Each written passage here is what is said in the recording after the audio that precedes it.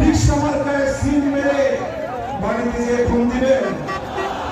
বাড়িতে গিয়ে ঘুম দিবেন, বাড়িতে গিয়ে ঘুমানো যাবে না। ভোট দিয়ে প্রত্যেকটা ভোট কেন্দ্রে পাহারা দেবেন, সংখ্যালঘু পাহারা দিয়ে ভোটের হিসাব বুঝে নিয়ে ফসল বাড়িতে গোড়ায় তুলে তারপরে বিজয়ের মিছিলে স্বাধীন হবেন। ইনকিলাব ইনকিলাব।